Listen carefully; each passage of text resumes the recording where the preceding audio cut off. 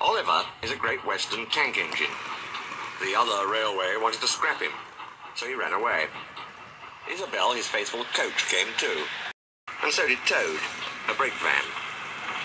At the last moment they were nearly caught, but Douglas saved them. The Fat Controller was pleased, and said that when Oliver was mended, he could help Duck with his branch line. "We'll give you Great Western colours, like Duck," he said kindly. "That will help you to forget your troubles." "Oh, thank you, sir," said Oliver happily. Duck's branch starts from the big station. When Oliver started work, he often met other engines there. They all wanted to know about his adventures. "Amazing," Henry would remark. "Oliver," said James, "has resource." "And sagacity," put in Gordon. "He is an example to us all." "You're too kind," giggled Oliver modestly. But he was only a tank engine after all. No big engine had ever said admiring things to him before. I'm sorry to say, but it made him puffed up in the smoke box. The Fat Controller rescued another coach, called Dulcie. She trundled along with Isabel. Oliver sang, "Oh, Isabel's a funny coach, and so is Dulcie too. If I didn't look after them, they'd not know what to do." "Just listen to him. Just listen to him," twittered Dulcie. "He's proud, he's conceited, he's heading for trouble," Isabel sadly replied. "I feel it in my frames," she shrieked as they rounded a curve. Oliver just laughed. "Henry says I'm amazing. He's right. I care for trouble. I just push it aside."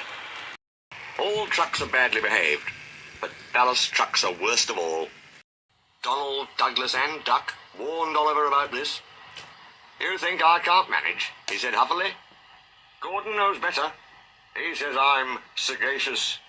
"You may be good gracious, but—" "Say no more, Duck. It's maybe a pity, but the wee engine'll just have to learn." Today, Oliver took the trucks by himself for the first time. He pulled the loaded ones to a siding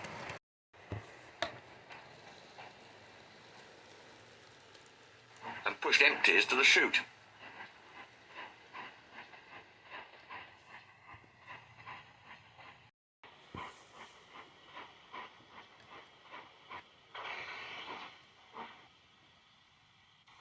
Then he came back full of confidence to take the loaded wagons away.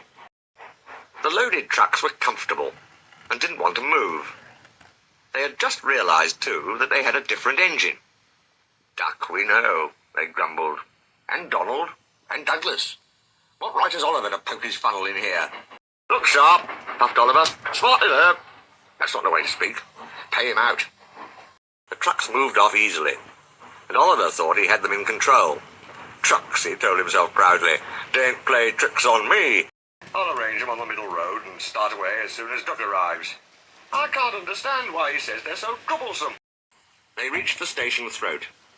Oliver's brakes came on with a groan. But brakes were useless against loaded, surging trucks. They pushed forward, yelling, "On, on, on, on, on!"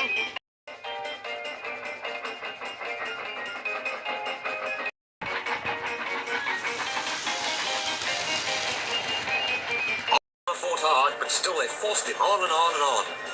Their efforts slackened at last. "I'm winning," he gasped. "If only—" But it was too late. One moment his rear wheels were on the rails, the next they had none, and he was bunkered down in the turntable well, with a deluge of ballast all round him. When Duck arrived, he was stopped outside the station and flagged to the platform. He surveyed the wreckage. "Hello, Oliver," he remarked.